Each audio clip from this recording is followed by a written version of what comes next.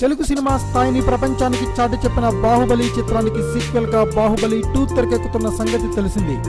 టాలీవుడ్ జక్కన్న రాజమౌళి ఈ సినిమాను ఏప్రిల్ 28న విడుదల చేసేందుకు సన్నాహాలు చేస్తున్నారు. అయితే బాహుబలిలో కంటే బాహుబలి 2 సినిమాలో గ్రాఫిక్స్ కు విజువల్ ఎఫెక్ట్స్ కు ఎంతో ప్రాముఖ్యత ఉంది. బాహుబలి 2ను విజువల్ పరంగా ఎంత ఘనంగా తెరకెక్కించినా థియేటర్లలో ప్రొజెక్టర్స్ కూడా అంతే ఘనంగా చూపించగలగాలి. అప్పుడే విజువల్స్ అనుభూతిని ప్రేక్షకుడు పూర్తి స్థాయిలో ఆస్వాదించగలుగుతాడు. ఇందుకోసం ఈ సినిమా విడుదలయ్యే థియేటర్లలో కొన్నింటిని సంబంధించి ఓ నిర్ణయం తీసుకున్నారు. 4K రెజల్యూషన్స్ తో కూడిన ప్రొజెక్టర్స్ తో సినిమాను వెండితెరపై ఆవిష్కరించాలని నిర్ణయం తీసుకున్నారు.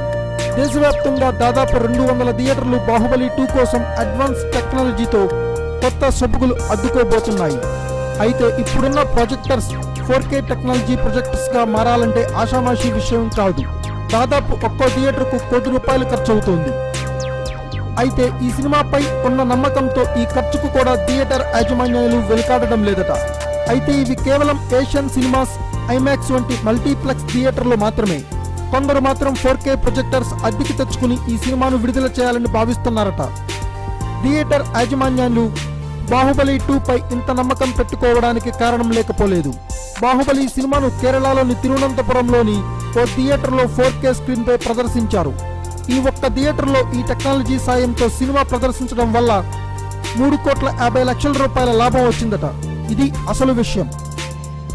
Thanks for watching. Please subscribe our channel.